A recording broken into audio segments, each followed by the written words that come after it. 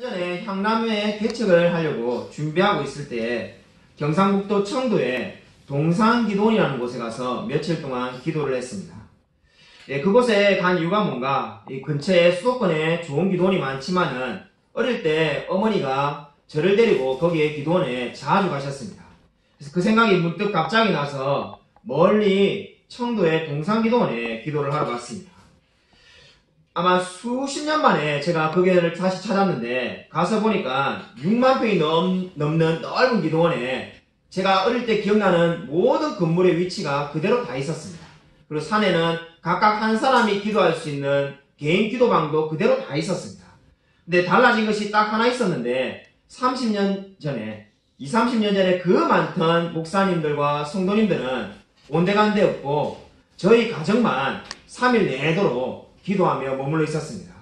제가 그 모습이 너무나 안타까워가지고 6만 평이 넘는 기도원에 어떻게 우리 가정만 있을 수가 있는가, 그런 생각이 들어서 거기 원장님에게 이렇게 물었습니다. 왜 이렇게 기도원에 사람이 없습니까? 그저 원장님이 대뜸에 제게 이렇게 말했습니다. 요즘 어느 목사님과 성도가 열심히 기도합니까? 요즘 기도하는 사람이 없습니다.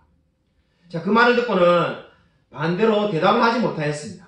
그러면서 그 장로님께서 수십 년 전에 있었던 장부를 보여주는데, 1980년대, 90년대는 목사님들이 1년에 3,000명씩 찾아왔다면서 그 목사님들의 명단을 보여주었습니다. 방문록을 보여주는데 너무나 안타까웠습니다. 여러분, 왜 우리는 앞선 세대보다 기도를 하지 않는 것일까요? 왜 우리는 적게 기도하는 것일까요? 우리가 고난이 적어서 적게 기도하는 것일까요? 아니면은 믿음이 적어서 적게 기도하는 것일까요? 오늘 성경 말씀을 보시면은 바울의 두 번째 기도가 등장하고 있습니다. 우리 에베소서에서 바울의 첫 번째 기도가 에베소서 1장 15절 이하에 있었습니다. 그리고 난 다음에 지금 바울의 두 번째 기도가 오늘 등장하고 있습니다. 그렇기 때문에 설교가 바울의 두 번째 기도입니다. 오늘 설교 제목이 바울의 두 번째 기도 제목인 이유는 바로 에베소서의 두 번째 바울의 기도가 지금 여기에 등장하고 있기 때문입니다. 우리가 많은 사람들이 에베소서를 그저 교리를 기술한 책이라고 많은 분들이 이야기합니다. 그렇게 말하면 물론 틀린 말은 아닙니다. 그러나 우리가 에베소서를 곰곰이 말씀을 읽어보면 어떻습니까? 에베소서는 그저 교리만 나열되어 있는 책이 아니라는 것을 알 수가 있습니다.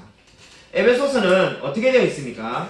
교리가 나오고 나면은 그 에베소서 1장 15절에 바울이 기도한 이유가 어디 있습니까? 예정에 대한 진리를 깨닫고 나자마자 바울은 기도하였습니다. 그럼 오늘 지금 두 번째 기도는 왜 하고 있는 겁니까? 지난주에 우리가 말씀을 살펴본 것처럼 하나님의 계시의 비밀을 깨닫게 되자마자 기도하고 있습니다. 그러므로 지금 이 14절에 이러함으로라는 말은 무엇을 의미하는 겁니까? 14절에 이러함으로라는 말은 바로 지난주에 살펴본 그 계시의 비밀을 바울이 이제 알게 되었기 때문에 그것을 감사하는 마음으로 기도하고 있습니다. 바울은 에베소서에서 그저 교리를 이야기하는 걸로 끝나는 것이 아니라 자신이 그 진리를 알게 되면 기뻐하는 마음으로 곧바로 기도하고 있습니다. 여러분은 하나님의 말씀을 깨닫자마자 기도하고 있습니까? 여러분은 진정으로 늘 기도와 말씀이 연결되어 가고 있습니까? 어떤 설교가 좋은 설교일까요? 내가 알지 못하는 이야기를 해주는 설교가 좋은 설교일까요? 아니면은 우리 이 시대에 적절한 시적절한 이야기를 해주는 것이 좋은 설교일까요? 그렇지가 않습니다. 가장 좋은 설교는 설교를 듣는 성도로 하여금 하나님 앞에 기도하게 하는 겁니다. 그 설교가 가장 좋은 설교입니다. 마찬가지로 오늘 바울은 하나님의 위대한 진리를 알고 난 다음에 곧바로 기도하고 있습니다. 그리고 바로 그것이 오늘 바울의 두 번째 에베소서에 나오는 기도입니다. 왜 지금 바울은 기도를 하고 있습니까?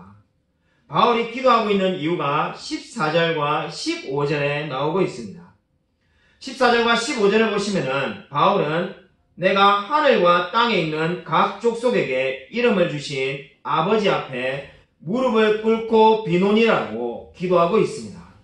바울이 지금 하늘에 계신 아버지에게 기도하는데 그 기도의 대상이 뭡니까?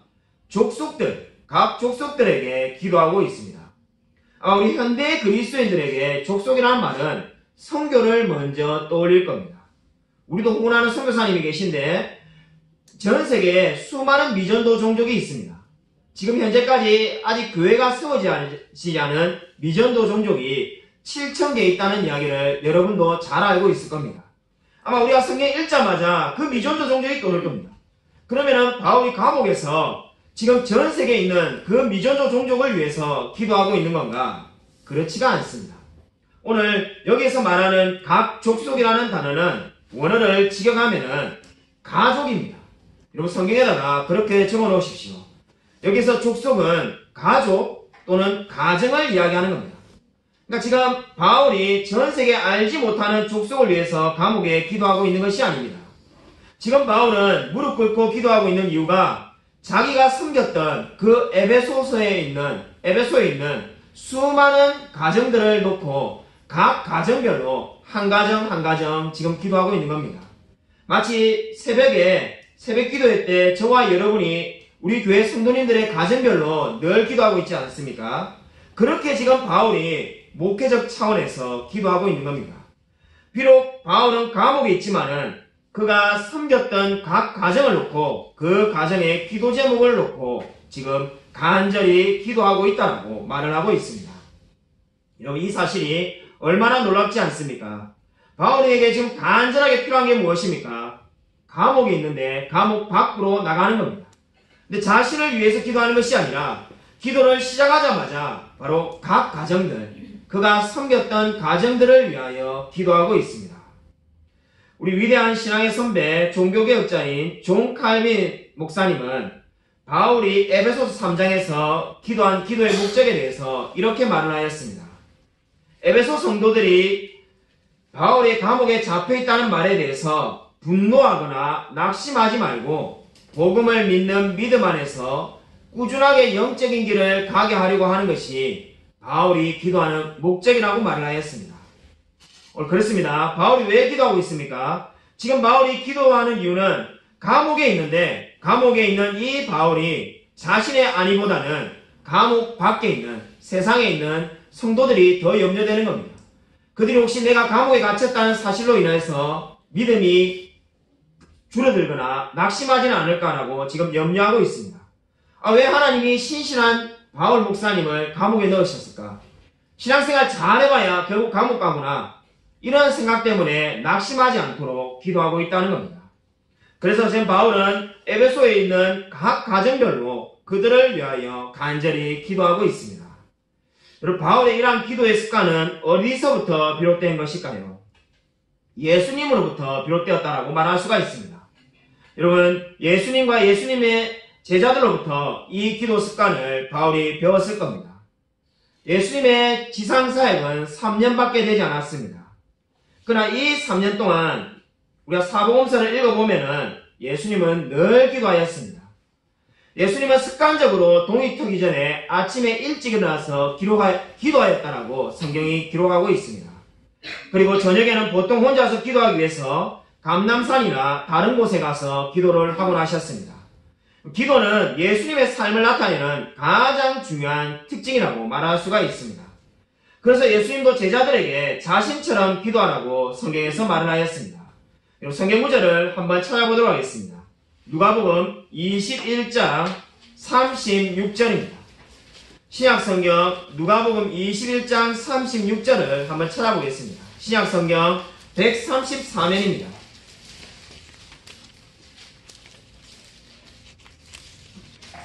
신약성경 134쪽 누가복음 21장 36절을 같이 한 목소리로 한번 찾아서 읽겠습니다. 누가복음 21장 36절입니다. 함께 읽겠습니다. 네, 시작. 이러므로 너희는 장차 올 이 모든 일을 능히 피하고 인자 앞에 서도록 항상 기도하며 깨어있으라 하시니라. 아멘. 여러분 예수님께서 제자들에게 당부한 말씀입니다. 이제 십자가를 지기 얼마 되지 않아서 십자가를 지실 사건을 얼마 남기지 않아서 22장에 보면 마지막 만찬이 나옵니다. 이제 예수님이 이 제자들을 떠날 시간이 점점 다가옵니다. 근데 예수님이 제자들에게 뭐라고 부탁합니까? 너희는 장차 올 이 모든 일을 피하고 항상 기도하고 깨어있으라라고 말을 하고 있습니다. 여러분 깨어있으라는 말이 뭡니까? 한마디로 말해서 기도할 때 잠들지 말라는 겁니다. 그것이 이 말씀의 의미입니다. 항상 기도하라는 말은 무슨 의미입니까? 저는 어렸을 때 이 항상 기도하라는 말을 볼 때마다 사람이 어떻게 항상 기도할 수 있지라고 늘 궁금해했습니다. 성경에 보면 똑같은 의미의 말씀이 또 있는데 데살로니가전서에 유명한 말씀이 있습니다. 쉬지 말고 기도하라. 사람이 어떻게 쉬지 말고 기도할 수가 있는가? 두 말씀이 똑같은 의미인데 제가 항상 기도하며와 쉬지 말고 기도해라가 늘 의문이었습니다. 여러분, 항상 기도하고 쉬지 말고 기도하라는 말씀의 의미가 무엇입니까? 그 말씀의 의미는 아주 간단합니다. 반복적으로 기도하라는 겁니다. 저와 여러분이 한 번 기도하고 멈추는 것은 항상 기도하는 것이 아닙니다. 저와 여러분의 모든 기도 제목이 우리 교회 밴드에 올라와 있습니다. 밴드 기도 제목을 보자마자 마음이 아프거나 또는 동일한 마음이 들어가지고 한 번 기도하는 것은 항상 기도하는 것이 아닙니다. 항상 기도하라는 것은 같은 기도 제목을 반복적으로 계속 기도하라는 의미가 되겠습니다. 그러니까 바울은 예수님이 명령하신 그 말씀대로 감옥에서도 항상 그가 섬겼던 가정별로 지금 기도하고 있는 겁니다. 그가 한 번 예전에 기도하고 마는 것이 아니라 날마다 항상 기도하고 있습니다. 여러분은 항상 반복적으로 기도하고 있습니까? 저와 여러분이 섬기는 공동체의 교회와 구성원들을 위하여 날마다 반복적으로 기도하고 있습니까? 그것이 바로 성경이 저와 여러분에게 명령하는 하나님의 말씀입니다. 만주의 영기련의 붉은아재 교회에 함주익 장로님이라는 분이 계셨습니다.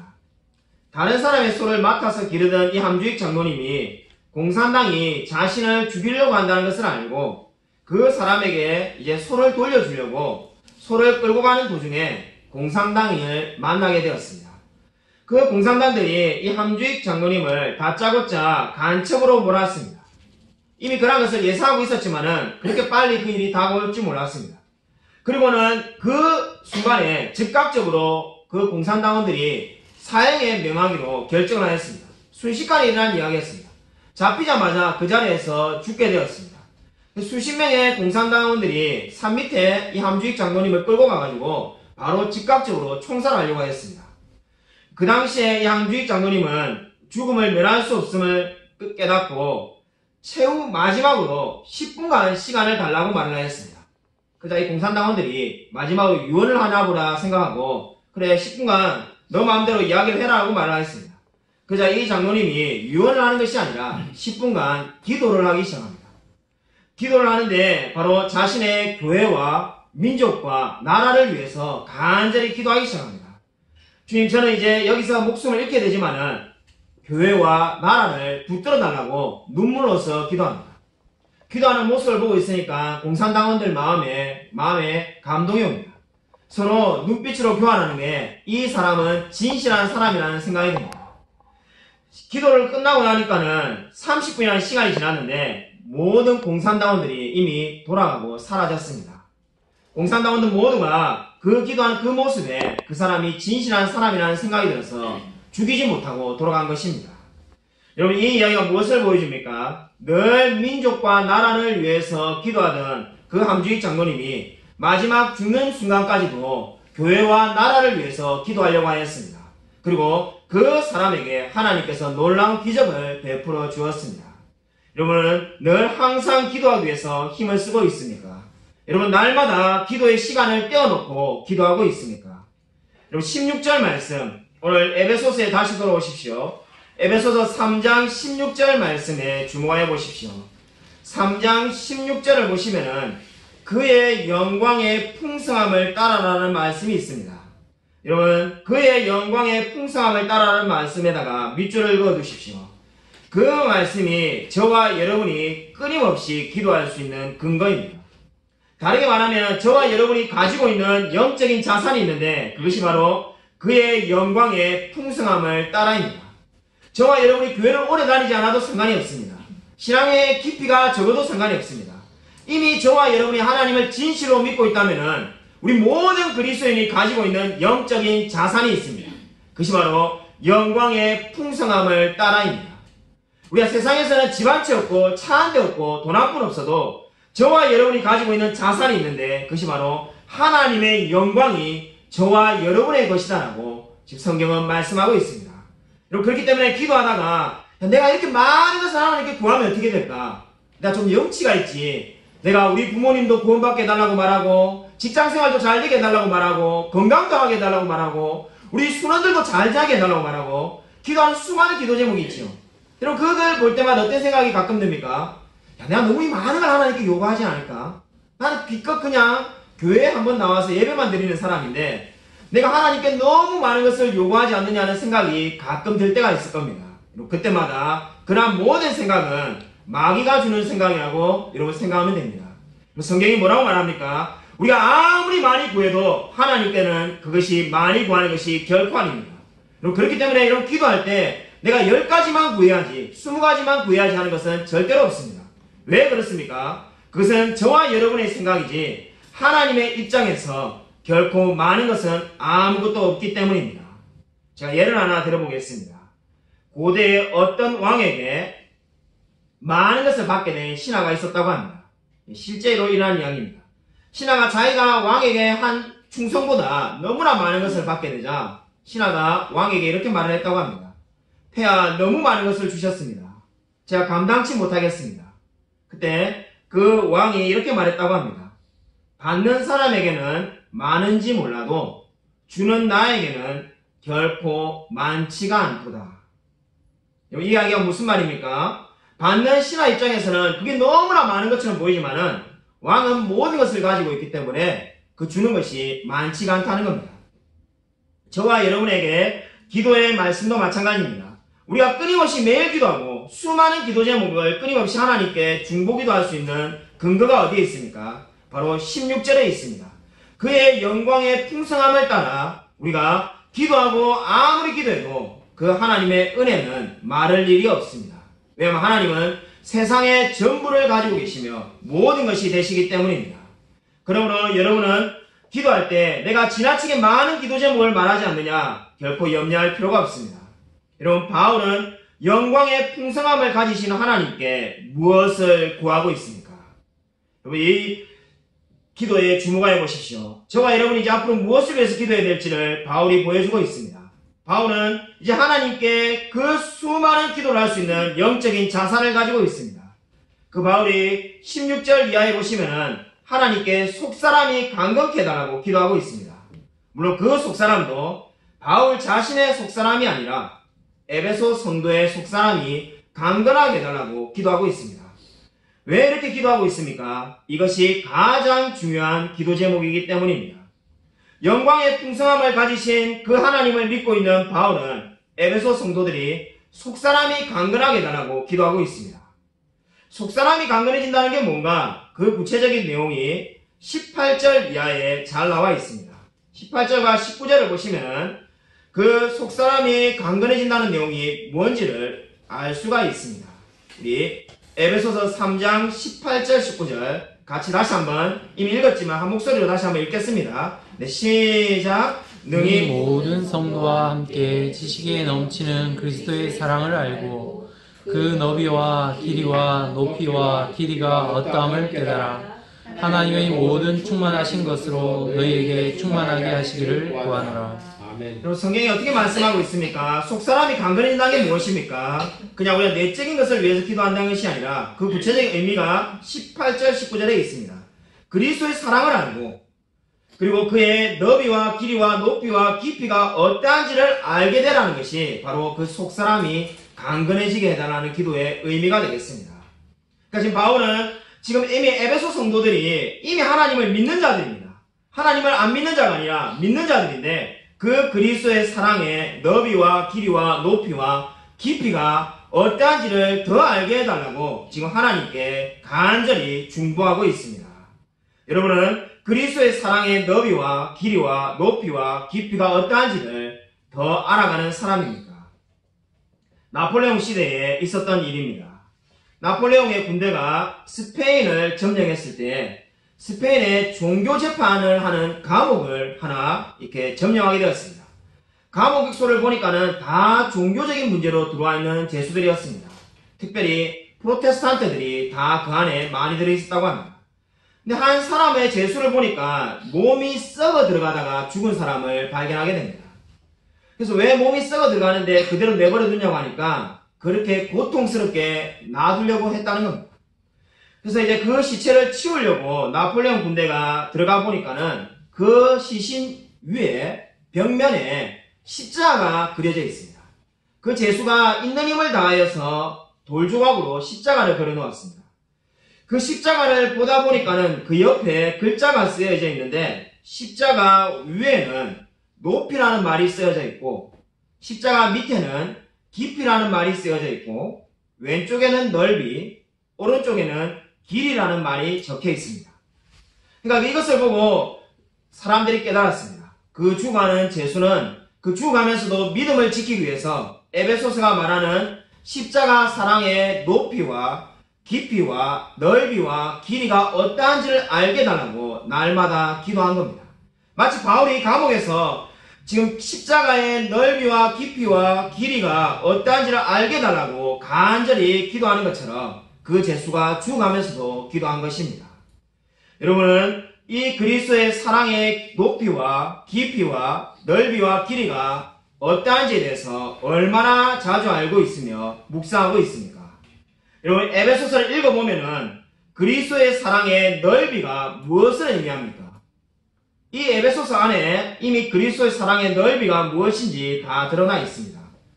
그리스도의 사랑의 넓이는 유대인뿐만 아니라 이방인을 품을 수 있는 그 하나님의 사랑을 이야기하는 겁니다.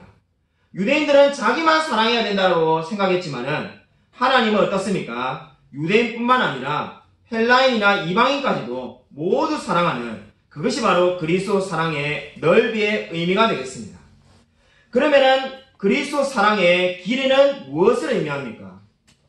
그리스도 사랑의 길이는 창세기부터 지금까지 그리고 이제 영원히 이어지는 그 그리스도의 사랑의 길이를 의미하는 겁니다. 단지 지금뿐만 아니라 창세부터 영원까지가 바로 그리스도 사랑의 길이가 되겠습니다. 그러면 그리스도의 사랑의 깊이는 무엇입니까? 타락하여서 가장 밑바닥에 있는 죄인에게조차도 미치는 사랑이 바로 그리스도의 사랑의 깊이가 되겠습니다. 그럼 마지막으로 그리스도 사랑의 높이는 무엇입니까? 그것은 바로 온 만물 중에 찬송받기에 합당한 하나님을 바로 그리스도의 사랑의 높이라고 지금 의미하고 있습니다. 이것이 바로 에베소서가 말하는 그리스도 사랑의 높이와 넓이와 길이와 깊이가 되겠습니다. 여러분 이 위대한 진리를 에베소 성도들이 알게 달라고 감옥에 있는 바울은 간절히 기도하고 있습니다. 여러분 기도가 무엇입니까? 여러분 기도는 수많은 정의가 예로부터 지금까지 사람들에게 내려왔습니다. 기도가 무엇일까요? 기도는 하나님을 높이고 자신을 낮추는 것이 기도입니다. 저와 여러분이 왜 매일 기도해야 됩니까? 기도하지 않으면 인간은 금방 교만해지게 되어 있습니다. 내가 돈이 많고 직장에서 높은 지위에 있어야 교만해지는 것이 아니라 그냥 사람은 기도하지 않으면 저절로 교만해지게끔 되어 있습니다. 그것이 바로 저와 여러분이 날마다 기도해야 될 이유가 되겠습니다. 그렇기 때문에 기도는 하나님을 높이는 것이며 인간 스스로를 낮추는 것입니다. 여러분은 날마다 항상 기도하기를 힘쓰며 나아가고 있습니까? 여러분 저와 여러분이 매일 기도하는 이유는 하나님께 영광을 돌리기 위해서입니다. 여러분 요한복음 14장 13절을 한번 찾아보겠습니다. 요한복음 14장 13절입니다. 요한복음 14장 13절 신약성경 172면에 있습니다. 신약성경 172면 요한복음 14장 13절 요한복음 14장 13절 신약성경 172면 다 찾으신 줄 알고 같이 함께 읽겠습니다. 네, 시작. 너희가 내 이름으로 무엇을 구하든지 내가 행하리니 이는 아버지로 하여금 아들로 말미암아 영광을 받으시게 하려 합니다. 아멘.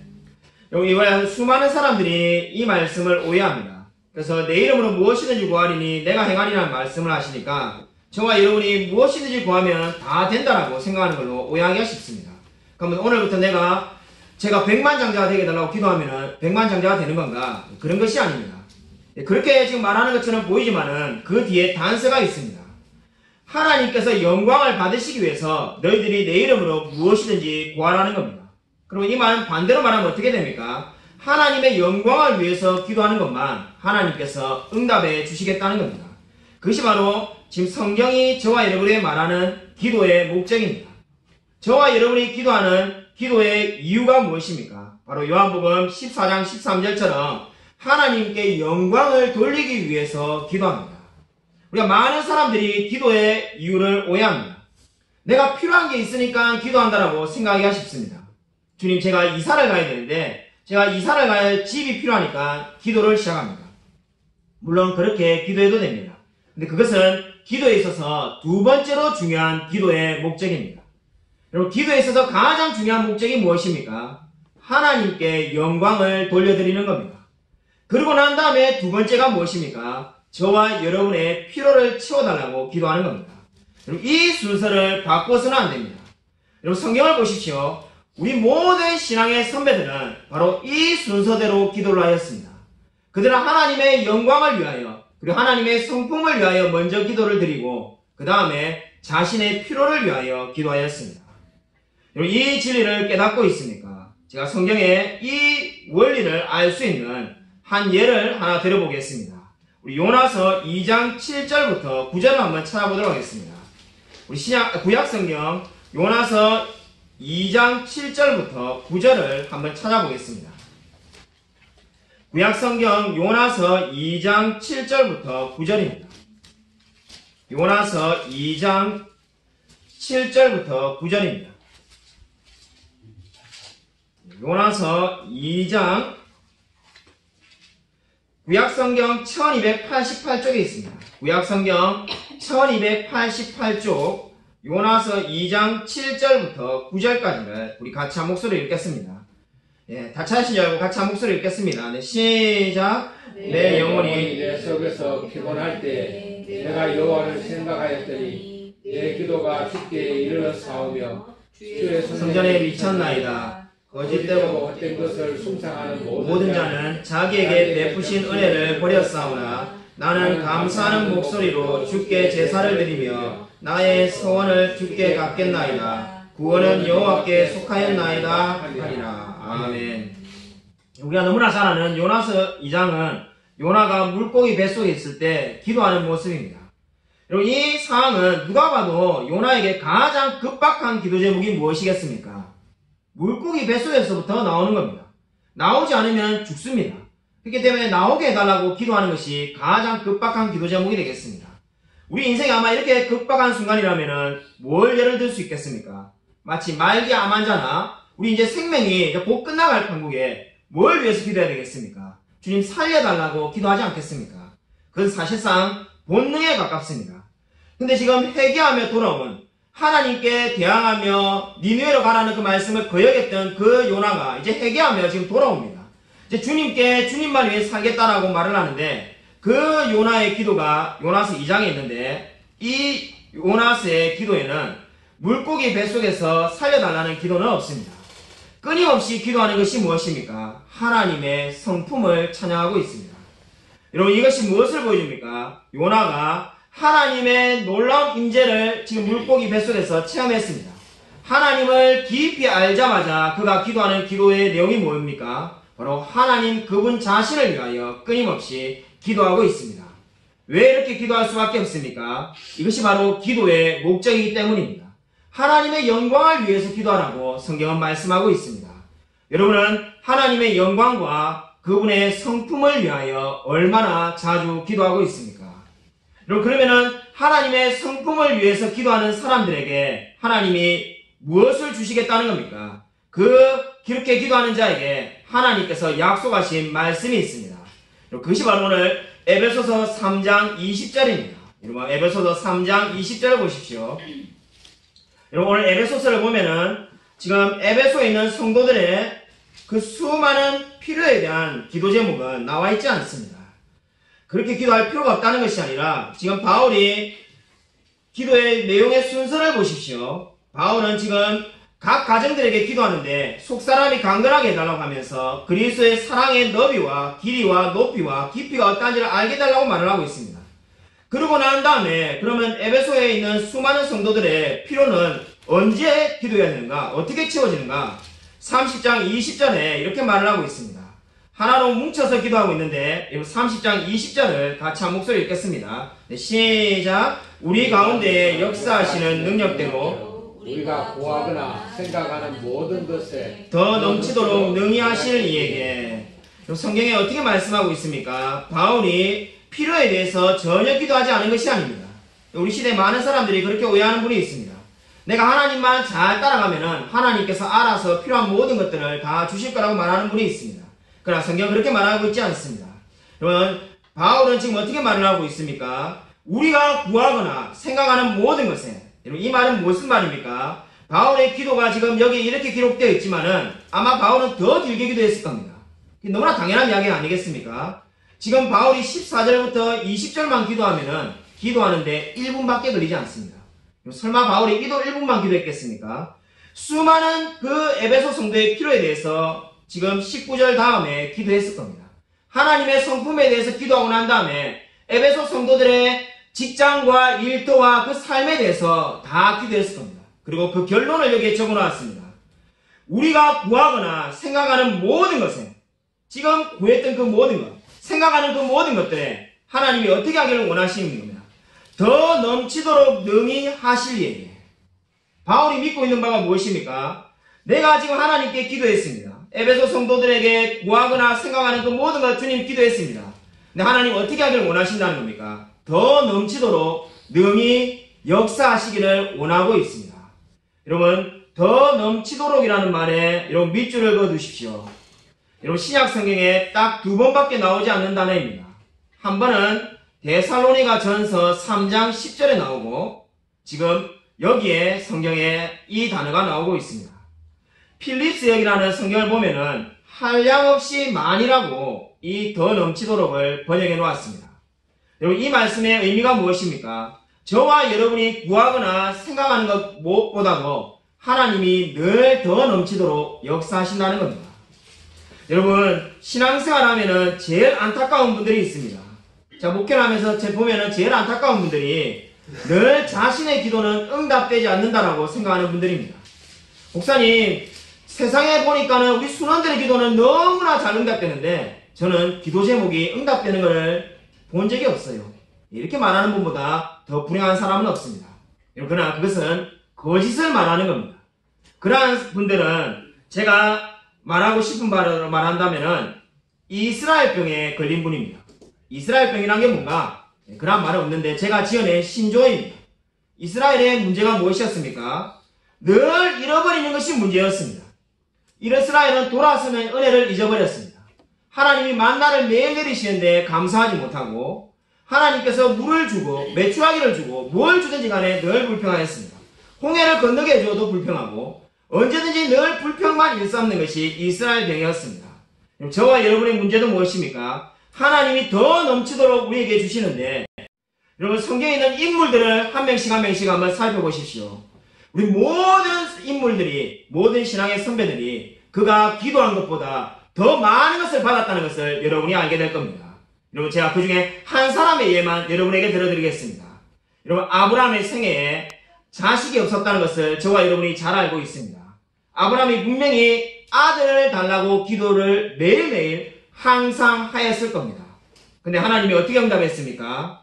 시간 관계상 찾진 않겠지만은 창세기 25장 2절을 보면은 하나님이 기도도 하지 않은 그 아브라함에게 이삭을 기도한 이삭 외에 6명의 아들들을 더 주었다는 것을 알 수가 있습니다.